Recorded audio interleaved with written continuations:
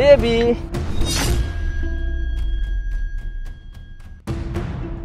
আচ্ছা, আজকে না তোমার জন্য একটা গিফট নিয়ে এসেছি।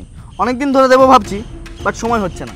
এই লকেটটা তোমার জন্য নিয়ে এসেছি, খুবই স্পেশাল লকেট। দেখো, বাহ, বেশ সুন্দর তো। তোমাকে পরলে খুব মানাবে, পরিয়ে দিই। কি সুন্দর লাগছে দেখো। Thank you.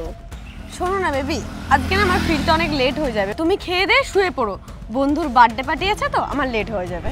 না না, কোনো সমস্যা নেই, সাবধানে যেও। আর গিয়ে কিন্তু আমাকে ফোন করো, কোনো সুবিধা অসুবিধা হলে আমি চলে আসবো, কোনো সমস্যা নেই। যাও। আচ্ছা বেবি, তাহলে আসছি। ঠিক আছে, সাবধানে যেও।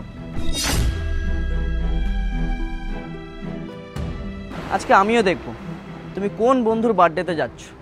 প্রত্যেক দিন কোনো বাহানা করে তুমি ঘর থেকে বেরিয়ে যাও, দেরি করে ঘরে ফেরো, তোমার ফোন সুইচ অফ থাকে।